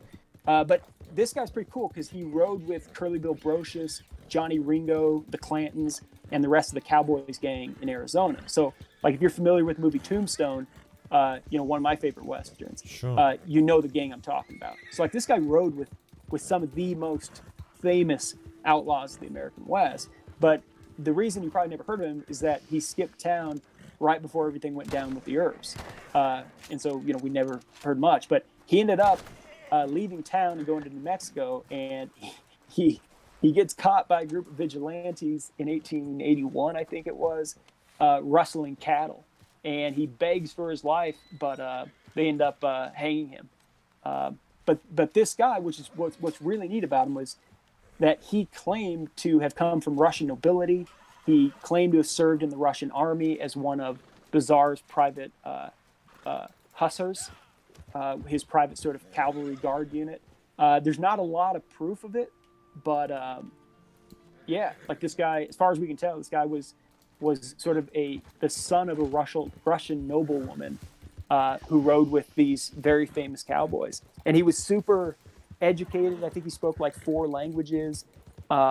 He was always dressed very fancy, and in the historical record, when you about like Curly Bill Brocious and Johnny Ringo, whenever they talk about him, this Russian Bill, they always kind of talk about him as if he's like this weird anomaly that they don't really take seriously, but they keep him around because he's just a really quirky, interesting guy.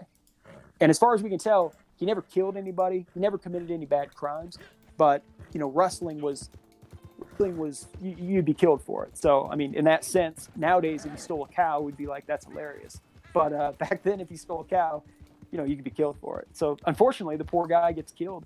So it's technically it's an interesting story of a Russian noble, the one who was at the top of the society back in Russian Empire, to become the person who's stealing cows in America and being killed for that. Yeah, right.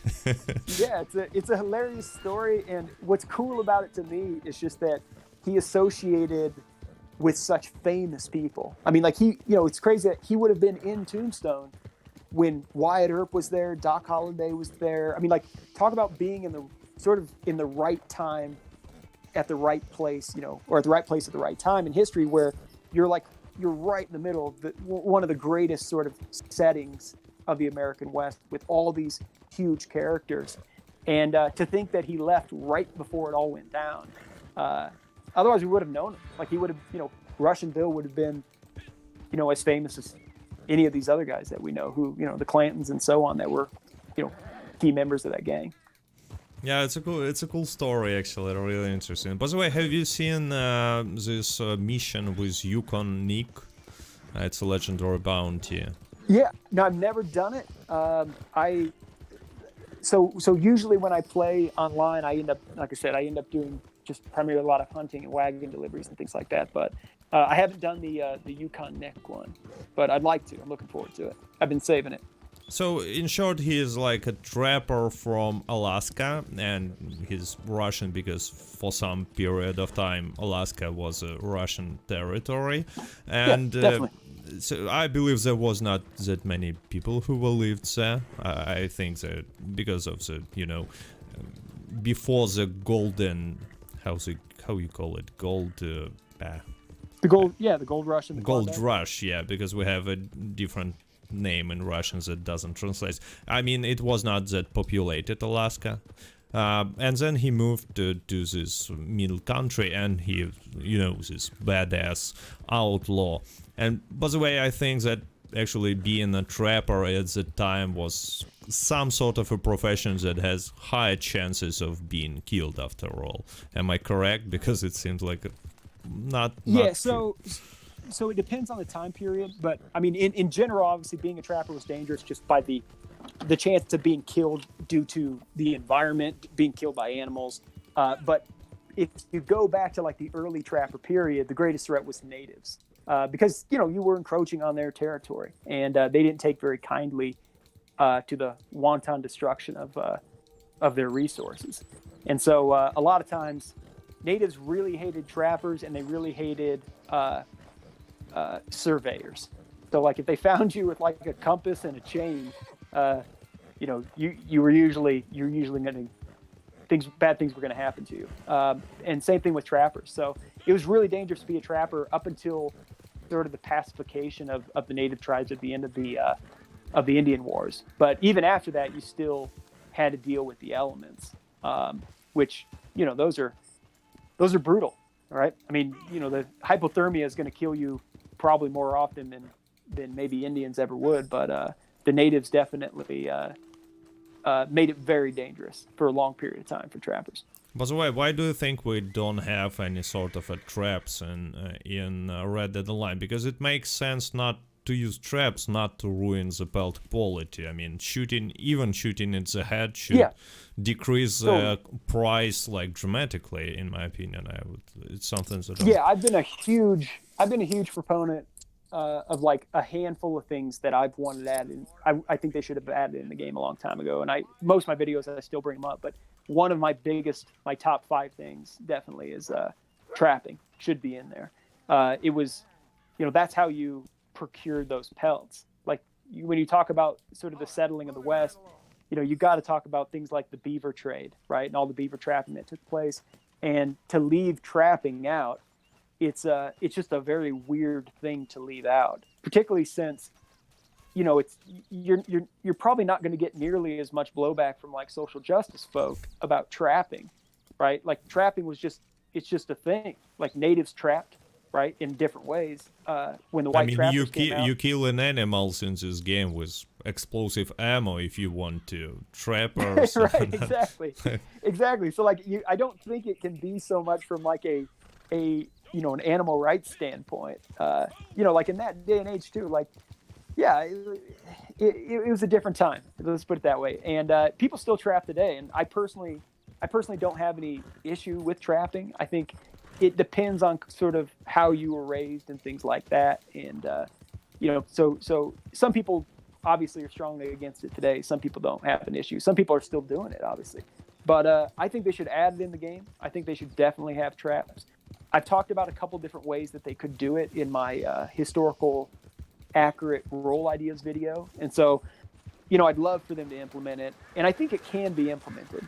And I feel like that's one of the ideas I have that aren't just sort of hypothetical, that they could do it if they wanted to, but I don't know if they will. It can be interesting mechanic from the game design perspective, actually, to set these traps and to, I don't know, somehow wait for the animals to come, especially legendary animals. Since we have them, it might, I don't know, they might pay increased price for the legendary animals that you're not gonna kill, but you're gonna catch with the trap. And it can be, they can do a lot of interesting stuff about this. Oh, definitely. I mean, like, you don't shoot beaver, you drown them with traps, right? Like, it's just funny that you in the game I have to blast their head off to kill them, and then I go over there and apparently the pelt's fine, which is just odd. In real life, like I said, you set the traps up in a way that drown the beaver, and then the pelt is perfect.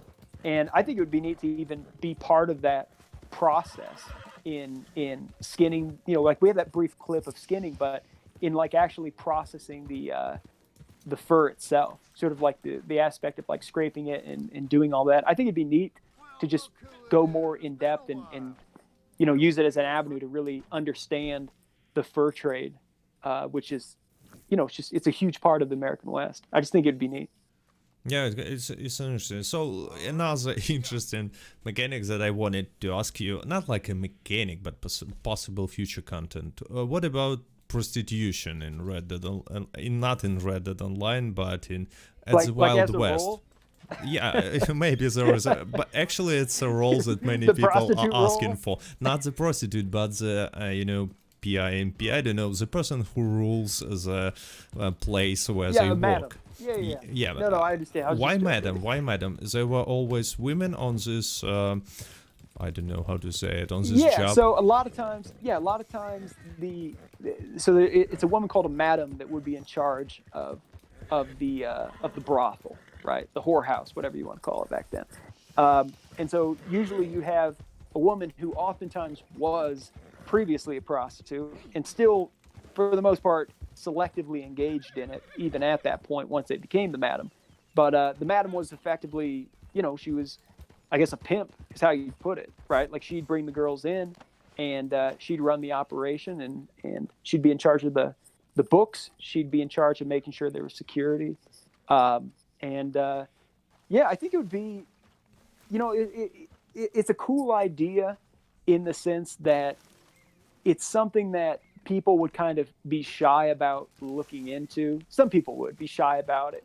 There'd be all sorts of claims about maybe the oppression of women or something like that. But for a lot of women in the West, they had very few opportunities, and many turned to prostitution. And madams were basically, in a lot of ways, they were these almost motherly characters who would kind of, I mean, it sounds so bad saying it, but they would give them this job that revolved around the exchange of services, and they would make money off of it, and the girls would make money off of it. They'd have a place to live, they would have protection because of it, and it was a big operation. I mean, It was legal. You can make a lot of money being a prostitute. You can but make a it lot. was legal back then. Yeah, yeah. That's the thing is, though, it was legal, absolutely. So I think, yeah, like I think it would be a cool aspect to have in the game.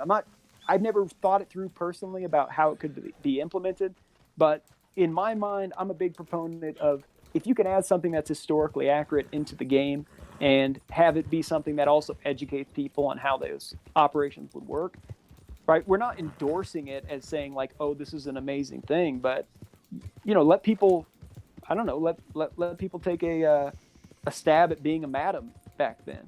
It's a fantasy world. It's the Wild West. There were brothels, there were prostitutes, there were madams. I mean, you if said people it's want to not engage in it, let them do it. It's not a beautiful thing, but to be honest, there are not so many beautiful occupations that we're doing in Right, Red bounty Dead hunting Online. wasn't beautiful. Bounty hunter Moonshining wasn't, trader, wasn't beautiful. moonshiner, like what professions Right. do we have? Naturalist is fantasy trash, of course. There was no such profession back then, as far as I can understand. It's not historically accurate by any means, I believe. But okay, collector. I think Collector. Is it historically accurate or no? Oh no. not really. So I say not really because some people would collect things, like they would find arrowheads, but like not as a profession.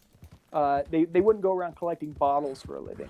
But yeah, people just like today, like people collect things now, people collected things then, but no, it's not a profession. I don't know why they put it in the game. To me, that and the naturalist seems like a weird one. The collector seems like a weird one. I think even the moonshining is not at all a Western thing either.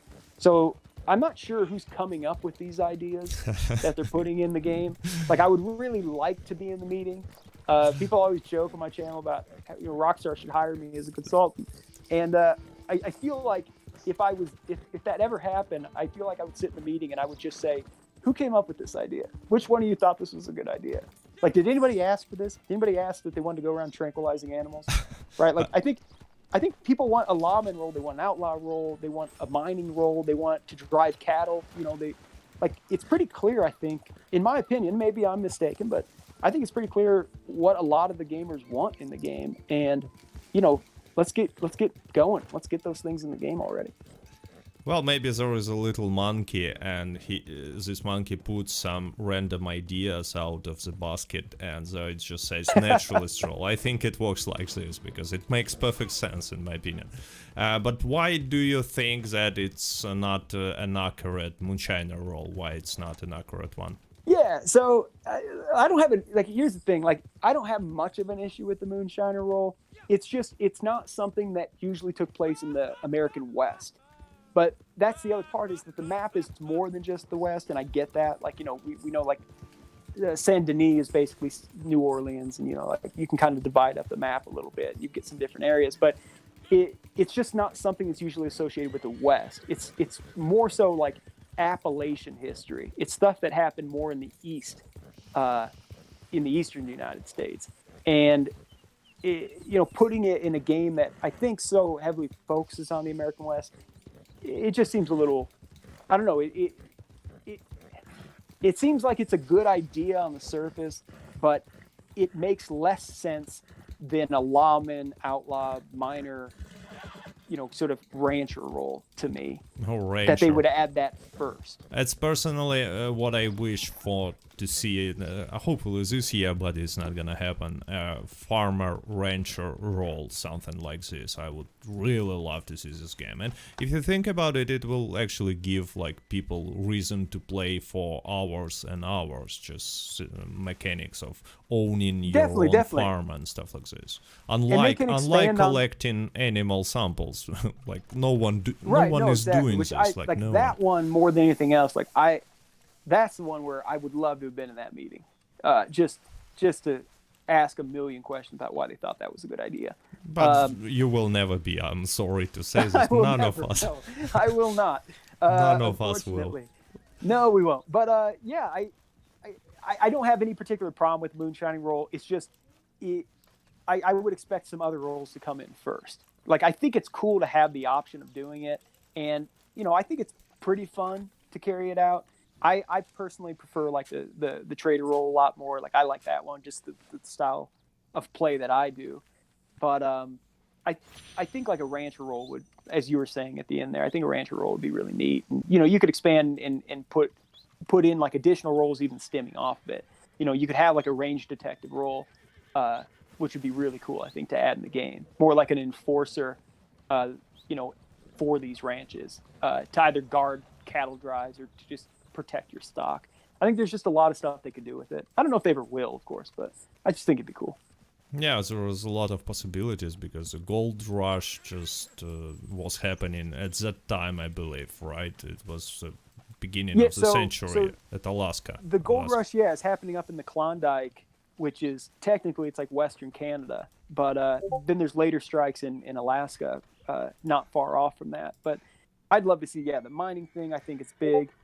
And the other part too is it's the West, and the West is like you got two crazy towns, right? You've got the cow towns and you've got the mining towns, and I don't really see a lot of either in the game, right? Like I want to see those rowdy cow towns. Like you kind of get a glimpse of it in something like Valentine. Like it kind of looks right, but like where are the cows? Like where's like there should be a bunch of cows in those corrals down there by that railhead, and it should have more saloons. Like in a typical cow town, these are small towns, and they would have like 60 saloons in these towns. Like, I mean, like the whole side of the street, of the main street, would be lined with just saloons. So, it's these towns feel more like agrarian sort of farming towns in the game for the most part to me. Like, I'd like to see sort of more mining towns and a bit more wild cow towns for better historical reflection. Yeah, it's interesting. So there is a question for you from chat, like, for how long are you playing Red Dead Online, and how often do you play? It's typical question. Yeah, as well in the chat. So I played right when it came out. So right away I started playing it. I played the story mode until online was released, and then I switched over, and I haven't gone back to story mode. And I like story mode. I mean, there's a lot of cool stuff to it. It's seemingly more accurate in a lot of ways than Red Dead Online, but they aren't really updating that anymore. And I really like jumping on and playing with like one or two of my friends as well. So Red Dead Online is just a better fit for me, and I think they got a lot better options for clothing and stuff now too. And I like the trader roles and things like that. So I play online, but as far as like how often I play, like I used to play all the time. Nowadays I play like maybe once a week. And a lot of that has to do with also my job, right? So like as a history professor, I have very busy times, and then I have times where I'm not very busy. And so like right now classes are starting back up. So it's just, I have to do a whole lot of stuff in my real job. And then when I get sort of a time to kind of slow down, I can transition back to Red Dead. I can jump online, play a little bit with some of my friends, and then start mapping out that next video. But the videos take a long time. I just was talking to you before the stream and saying that it's actually impressive how much of effort you are putting in each of your videos. I'm clearly can tell that each video takes a lot of time to produce. The videos thank you, man. Such quality. I appreciate that. Yeah, I have a weird approach to it in that I put out content intermittently. Like it's I don't have like any particular day that I release it, and often I'll go like 2 weeks or more without having anything on there. And a lot of that has to do with like with the videos I make, there's so much archival research that goes into it, and I like it's the British archives, it's the American it's the our American archives out here, and just looking through old books and looking through newspaper archives and trying to figure out the answers to these things that I'm wondering, right, about the West, right? Little things like, how violent was it, right? Like people say, well, it's violent. Like, yeah, but like I need numbers. Like I need to be able to prove it. I need to be able to, like I was trained in my job. Like you have to be able to support everything with evidence. Yeah, it's a scientific approach, some people call it. You can't just say like, I feel that this was how things were, because you're going to get annihilated by talking about how you feel about something. Like, you have to say the evidence shows blank. Actually, it's the reason why I started a channel, because I was watching these videos where people just said, okay, this weapon is just the best. And I thought, why? What your arguments are? How can you prove this point of view? It makes no sense. And actually, there is a question for you from Kyrillos Regi. Why did you start YouTube? What was the main reason for you to start your YouTube channel? Yeah. So right before I answer that, let me just say, I also, though, appreciate how you do it, Kat. Thanks. I think you're very different from a lot of the other Red Dead YouTubers in that you'll post things that are basically like scientific studies where you compare things that, how much money can you make doing this in an hour? How much gold can you make? And like you're doing actual experiments and tests to give hard evidence, like you said. So it's not just which gun is the quote unquote best. It's what are the differences in each gun, and how can your play style maybe be better utilized for this gun or that gun, or how can you better spend your time? And so I love that you actually use data. So let me just say that. Thanks. Yeah. And so, okay, so going back, so how did why, the question, why did I start making them? Yeah, why you started making videos and YouTube channel in general? So I've been playing Red Dead, and I play a lot of historical games. I play, on my computer, and I play, just other ones on my system. But I've loved Red Dead since it came out, and I talk a lot when I would play with my friends. I talk a lot about, this isn't accurate, or this isn't accurate, and they should change this. And a lot of my friends were like, well, you should, we're sick of hearing it. You should just start telling other people. I'm like, yeah, no, I need to. And I had talked about wanting to start a YouTube channel for some time, and I finally. I mentioned this in one of my videos, but I write down my goals every year on New Year's. So I sit down and I write out all my goals. So I write them out for like monthly goals, 3-month goals, 6 month, 1 year, 3 years, 5 years. So I lay it all out. And last year, for the first time, I was like, all right, I'm going to start a YouTube channel, and I want to get 1,000 subscribers by the end of the year. And so I broke that down. Like, so how many do I have to get in this period, in this period, in this period to kind of get there? And when the year started, I didn't do anything for like 3 months. I didn't start my YouTube channel at all. But then when COVID hit, all of my classes went online, and all of a sudden I had an immense amount of time on my hands. And I thought, you know what, I'm gonna do it. I'm gonna go ahead and start this channel now because I have some time. I know people are cooped up at home, so it seems like a great time, sort of a perfect storm to begin in. And so I think I put my first video out in like March or April. So I had a late start last year, and it just, it started slowly picking up, but it really started gaining some traction recently. But that's why I did it. It's just that I love the game, but there's also just a bunch of stuff I'm interested in and a bunch of stuff I do. And I thought people probably, maybe they're going to be interested in it too. I'll throw it out there and see if it resonates. And like I said, that perfect storm came in where I had an opportunity, so I jumped on it, and vastly exceeded my goals from last year on it. So it's pretty fun doing it now. And so I mix in Red Dead videos with a lot of the outdoor stuff I do too. And for me, it's Red Dead. In a weird way, it kind of scratches a lot of that outdoor itch as well. Like, I have access to a lot of nature, and I do spend a lot of time in it, but I also love just going out into the forest in the game and hunting on my own.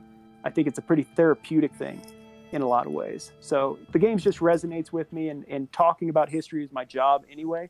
So I just figured, why not talk about it in a way that's connected to the game and my other interests, and like I said, see if other people enjoy it.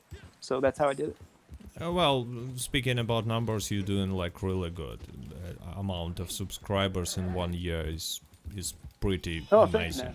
By the way, there is a question that I've seen few times now in the chat, like historically accurate outlaw outfit, like an idea for one of your future videos. Is there such a thing? I'm now thinking, like, is there such a thing like outlaw outfit?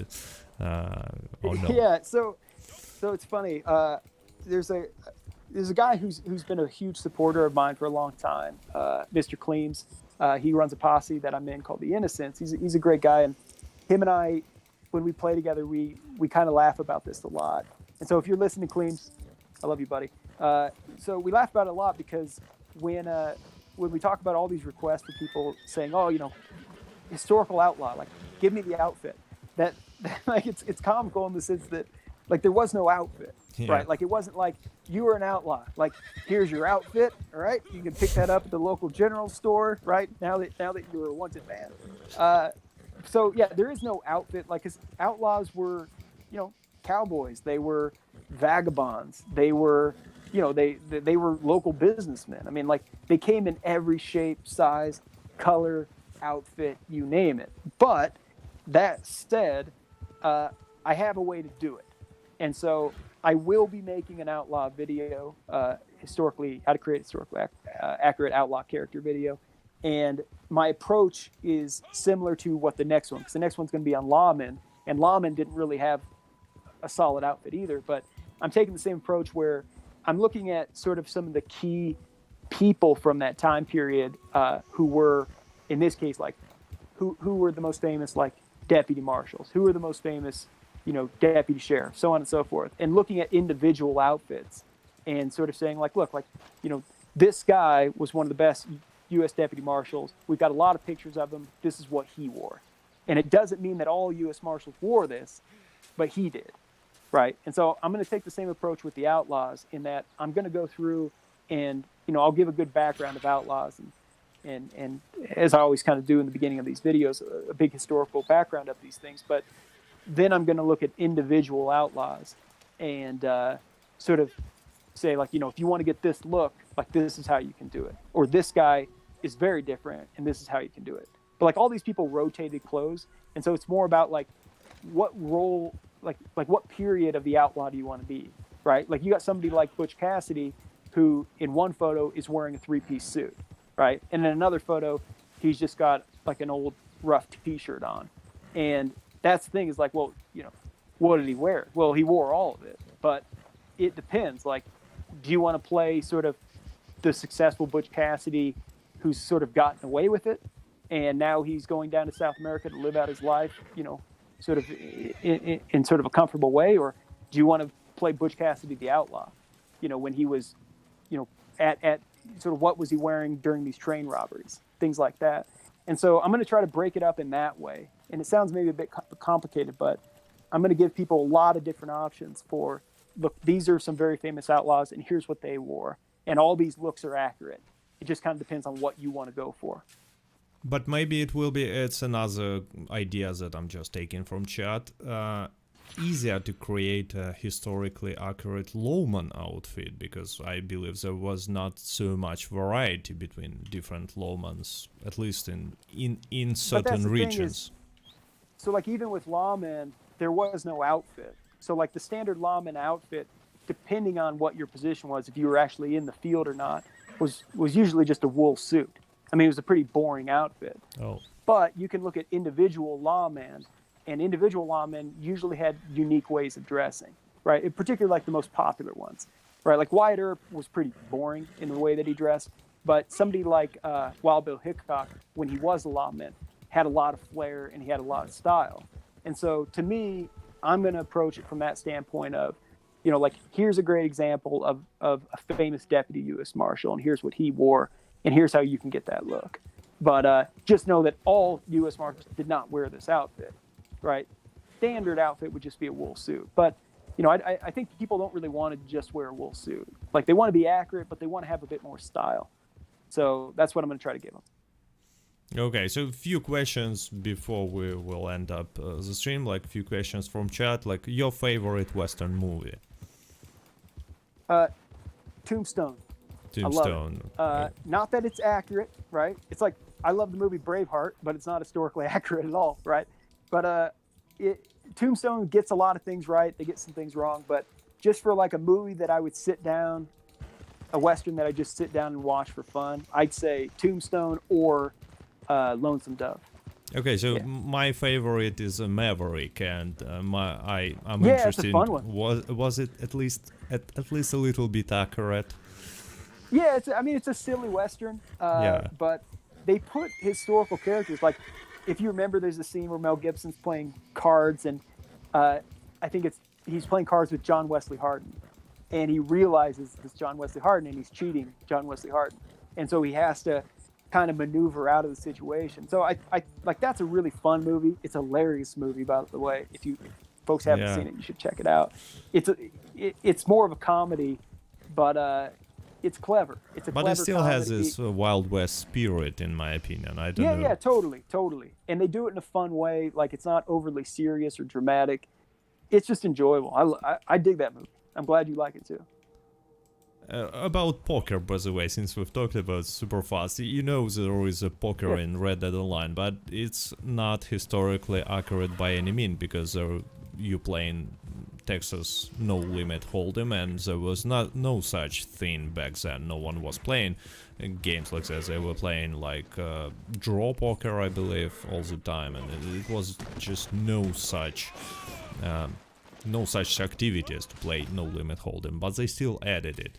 But what about big tournaments? They still can make it, at least in no limit hold'em. So big tournaments. Kind of like in the style of the Maverick. movie we were just talking about. Yeah, right. yeah. Like, just like Maverick. Was it really happened back then? So that's a really good question. And this is one of those times where I have to defer and say, I don't have an answer for that, but I can look that up and I can get back to you.